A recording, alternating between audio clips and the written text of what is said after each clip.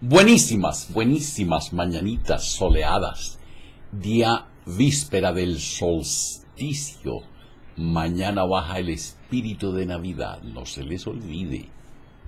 Pidan las memorias para que lo hagan ustedes o con sus familias. Mi Cristo interior salió en Dice tu Cristo interior, tú que vas a conectarte hoy, mañana, cualquier día. Hoy es martes 20 de diciembre de 2016. El programa es el número 1377. Que el espíritu de sabiduría descienda sobre nosotros todos y nos ilumine. A mí para decir lo que debo decir, a ustedes para comprenderlo. Gracias por sus correos, gracias por lo que en ellos se expresan. Por favor, escríbanme corto, 2, 3, 4 renglones máximo, por favor. La tierra de Jesús. ¿Qué sabes tú de dónde nació Jesús? ¿Qué sabes? Nada. Vamos a ver. La tierra en la que nació Jesús era entonces, en ese tiempo, hace 2000 y punta de años, como lo fue antes y lo es aún hoy, tierra de conflictos ancestrales. La tierra que para los judíos es la tierra prometida, es una estrecha franja al extremo oriental del Mediterráneo. Grecia, Turquía, una franja. La franja que da al mar Mediterráneo es llanura en su mayor parte. Hacia el este, es decir, hacia el oriente, se forma una cadena montañosa de 130 kilómetros de longitud por 30 kilómetros de ancho y unos 500 metros de altura sobre el nivel del mar que desciende al este para formar el valle del Jordán. Jordán es el río Jordán. Una depresión de unos 300 kilómetros por los que corre este río en el que se encuentra el lago de agua dulce llamado Mar de Galilea, también conocido como el Mar de Don Tiberio Díaz. No, el lago de Tiberíades. Y el Mar Muerto, que siempre ha estado muerto, nadie sabe quién lo mató, un lago salado que se encuentra en el punto más bajo de la Tierra como planeta, 427 metros bajo el nivel del mar, una superficie de 810 kilómetros cuadrados y llega hasta una profundidad de 200 metros. Pero su base inicial es azufre. Cuidado. Dicen los que han ido que se flota sin hacer ningún movimiento, la persona flota sobre el agua del Mar Muerto. Más al este se alza una cordillera de rocas calizas de unos 400 a 500 metros de altura sobre el nivel del mar. Al norte limita con Siria y al sur con el desierto donde habitan los beduinos. La región de Galilea fue anexada a Israel en el año 102 a.C. Hay que averiguar cómo pasó eso. Se los contaré después. Este anexo lo hizo Aristóbulo y pronto llegaron muchos judíos para repoblarla,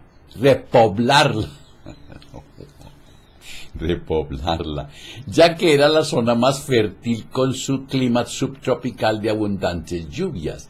Además, dícese que era la tierra prometida. Después les explico eso.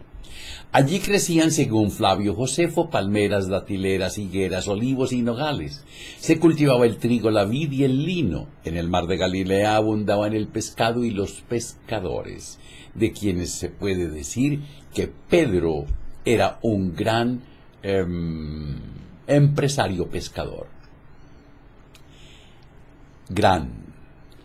En tiempos de Jesús, la población judía de Palestina se estima en aproximadamente 1 millón de personas. Fuera de Palestina debía haber por lo menos la misma cifra viviendo por la diáspora, dispersos por todo el mundo conocido desde entonces. ¿Qué es la diáspora?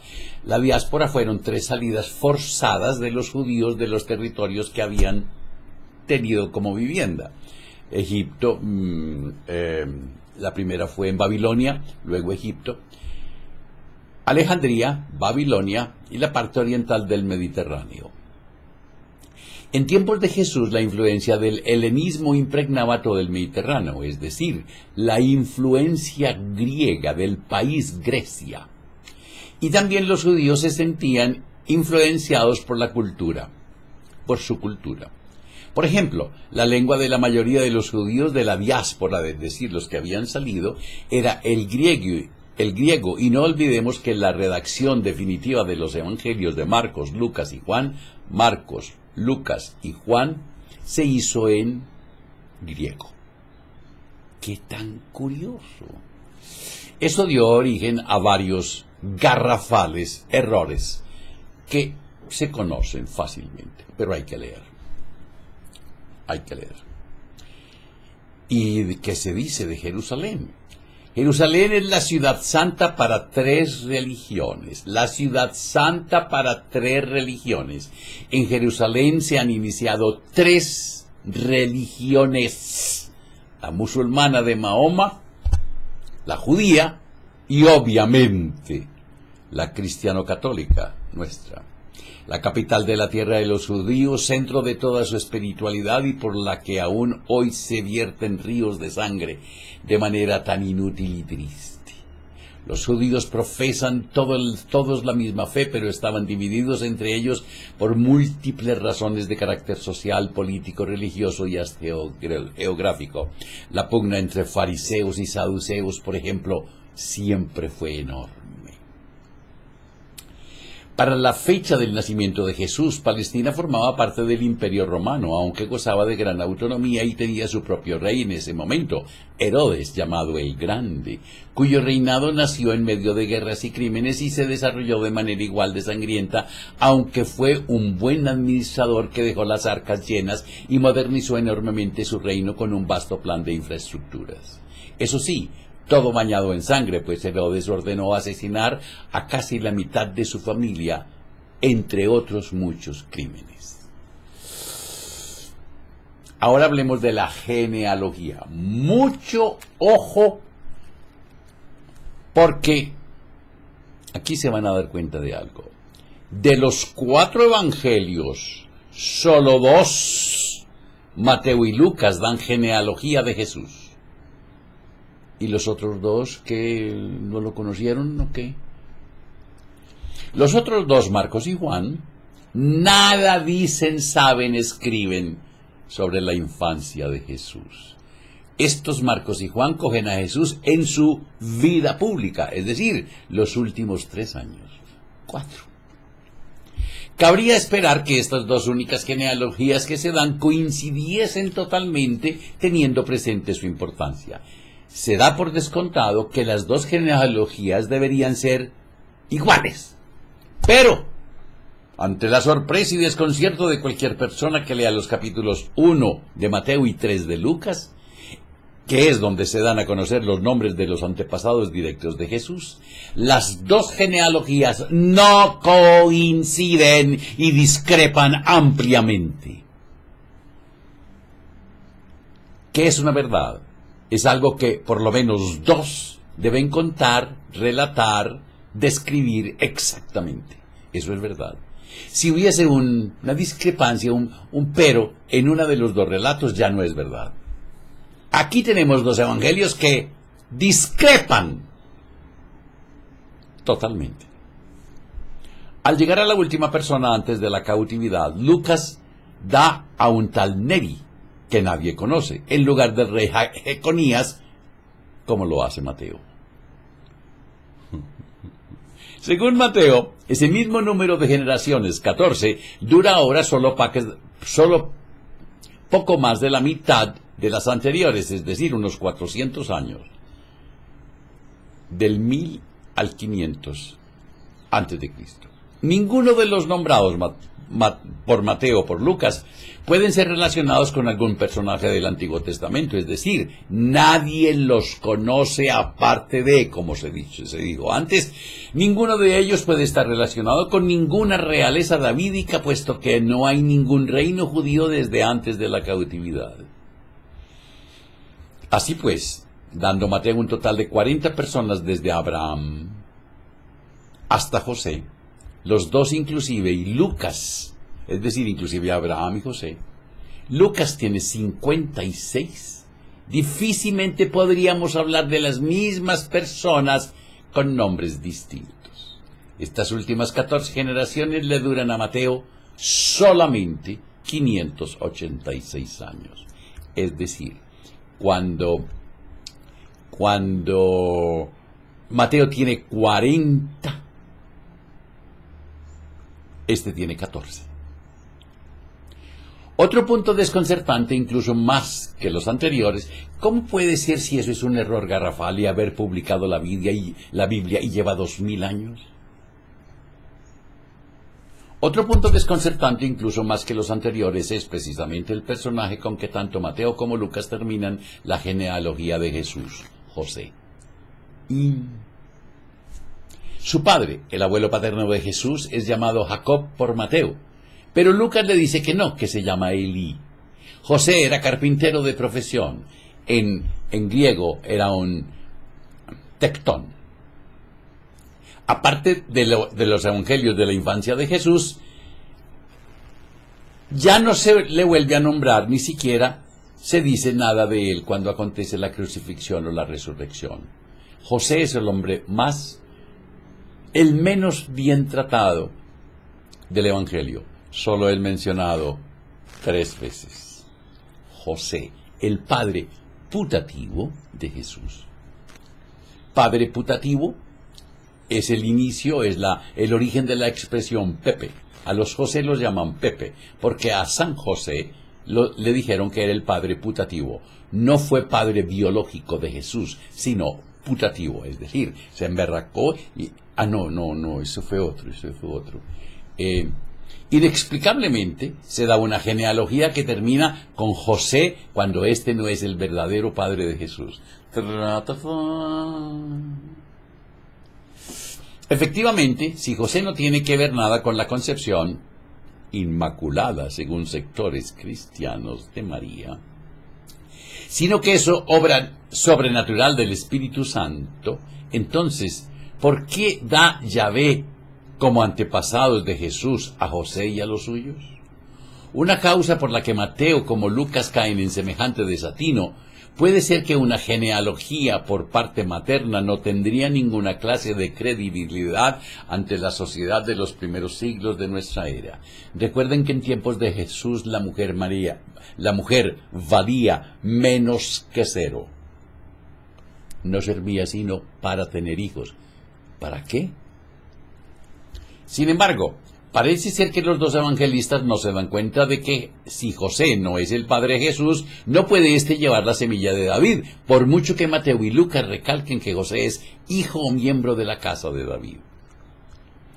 Tras lo expuesto en último lugar, parece claro lo que ocurre. Primero, Mateo y Lucas creen que Jesús nació de forma normal. Mateo y Lucas, relación igual que Pablo de Tarso, también dicen que nació normal. Es decir, no saben nada de ningún Espíritu Santo o paloma como autor de la paternidad de Jesús cuando escriben esas genealogías y por ese motivo las escriben tal como están. No sabían nada en aquel momento de la llamada anunciación.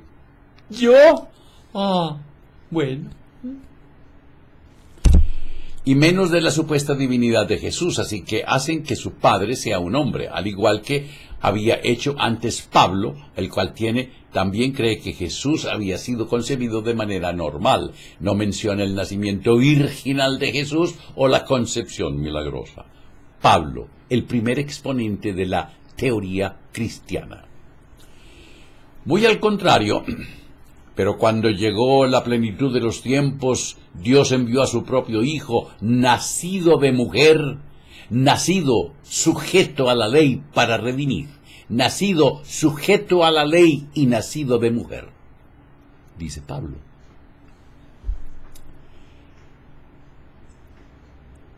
Otro versículo suyo apunta hacia esta idea. Pablo no sabe que la concepción de Jesús es obra del Espíritu Santo y no de José, nacido de la estirpe de David según la carne. Es el mismo libro, Biblia. Es el mismo Nuevo Testamento y Pablo en el Apocalipsis. El mismo. Segundo, como se dice antes, cada uno escribe datos dispares sobre los ascendentes, los que deben tener en ese momento o sus suposiciones, con lo que nos dice que la inspiración del Espíritu Santo, que no puede ser contradictoria, brilló por su ausencia. Mateo era judío da ascendencias reales a partir de David. Naturalmente, después de Jeconías, ya no puede dar nombres de reyes, pues ya no hay ni descendiente real ni reino alguno.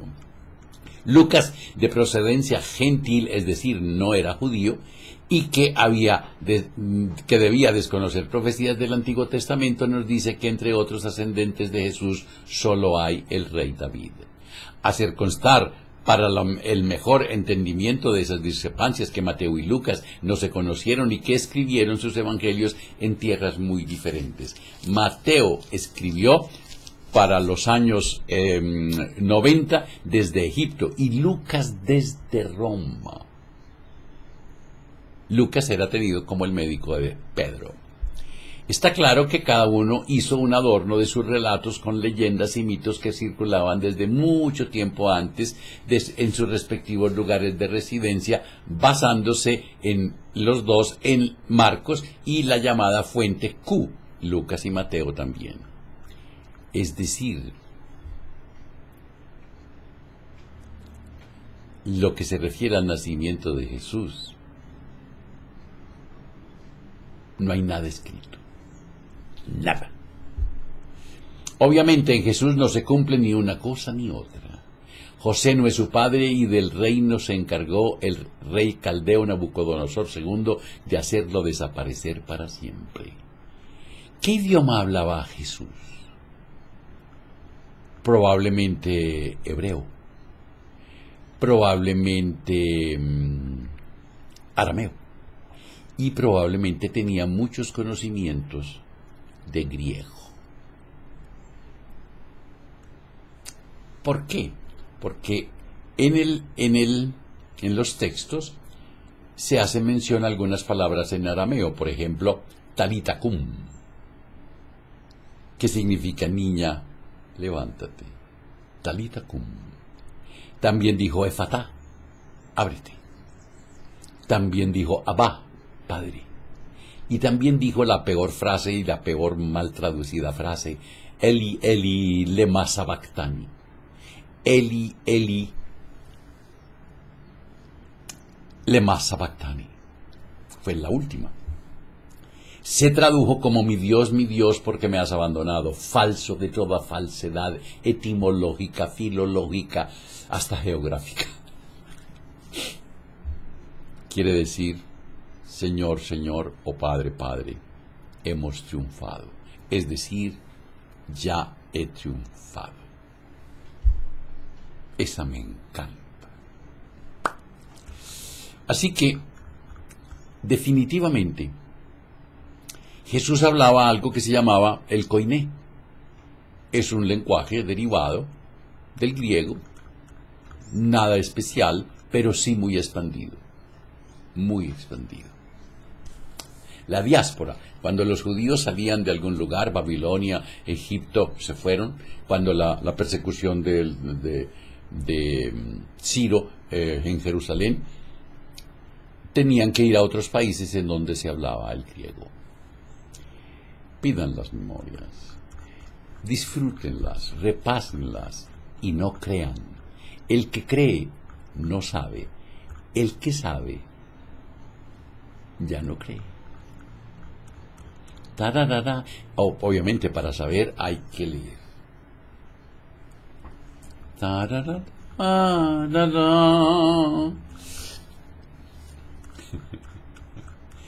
A mí me gusta hacerlo porque me ha costado mucho, muchos libros, mucho tiempo saber lo que sé y lo que hoy sé. Cuando te abrazas, cuando te quieres, cuando te amas, la vida te abraza, la vida te quiere, la vida te ama. Mañana hablaremos de la fecha del nacimiento. Como estamos en Navidades, dediquémoselas al protagonista de las Navidades.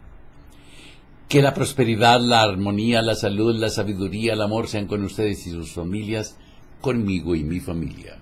Si hoy tienes un momento de tristeza, de rabia, de celos, de miedo, Invoca al espíritu de sabiduría, pídele que descienda sobre ti y que te ilumine.